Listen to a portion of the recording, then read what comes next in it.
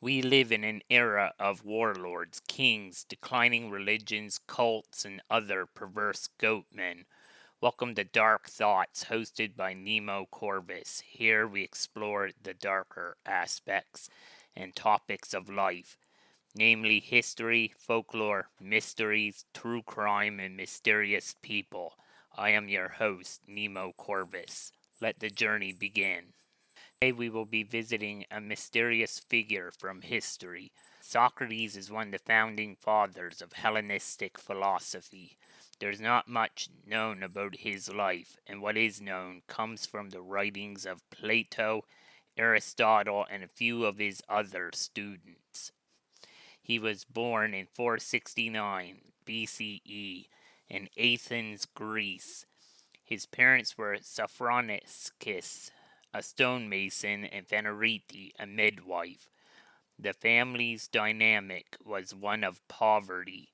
Young Socrates attended school to learn rhetoric and proceeded to military service as a hoplite in the Athenian military. He served nobly during several military campaigns against the Spartans. Socrates all but rejected his father's trade after military service.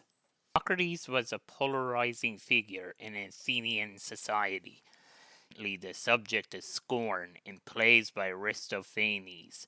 Students describe him as argumentative, insightful, as a man who was self-aware and disciplined. He made a habit of walking up to his fellow citizens, them probing questions in dialogue. The aim of the questions is to probe the underlying beliefs and attitudes which the person's beliefs are built on. All these questions ended gave rise to what people would call the Socratic method. Socrates made many enemies during his questioning of the people of Athens. He was arrested on trumped up charges of religious impiety and corrupting the young men of Athens. 99 BCE. He was sentenced to death by the courts.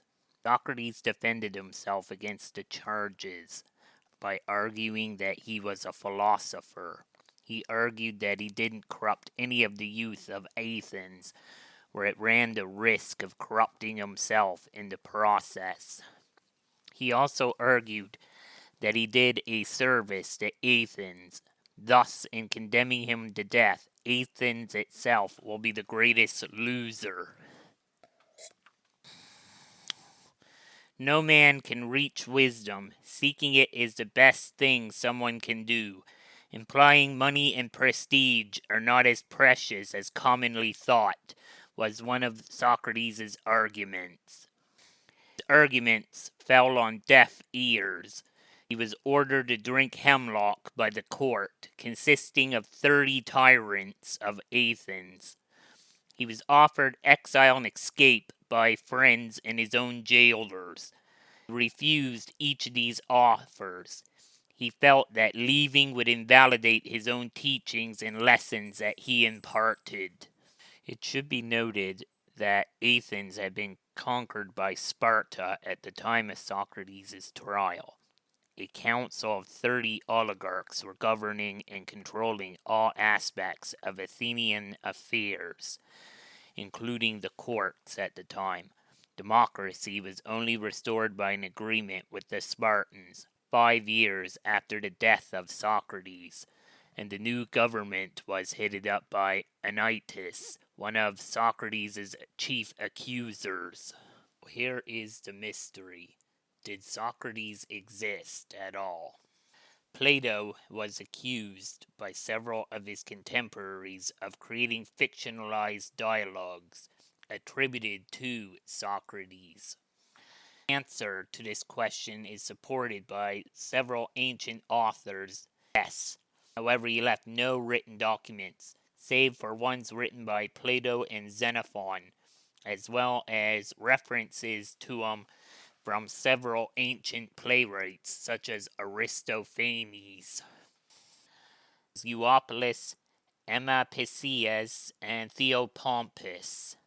It is believed by scholars that the early and mid dialogues and writings by Plato are accurate portrayals of Socrates. Late ones, written by Plato, were more metaphysical, with Socrates as a mouthpiece only. According to a 2018 article written by Donald Robertson on his website, the Crito dialogue, where Socrates talks to his friend Crito, awaiting his execution via hemlock, he discusses on how to handle injustice. Crito offers to bribe him out of his execution. He refuses this. He instead argued about facing his own fate as it were the will of God. How he would live up to his convictions, no matter the cost. People should read up on him and learn from him, in my opinion. He is very worthy of study.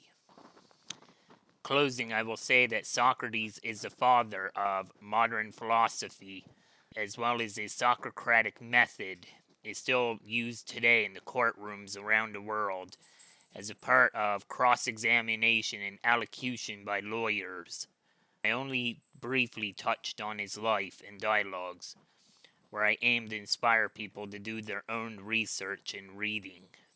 The main book where I pulled some of my information from is The Dialogues of Socrates by Plato, as well as Donald Robertson's own website, which is a good resource on many philosophers.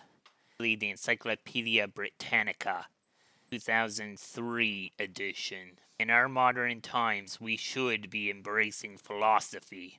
There are many goatmen and tyrants who would gladly add us to the ranks of the insane, or twist our minds in their quest for power over the masses, much like those 30 tyrants of Athens long ago.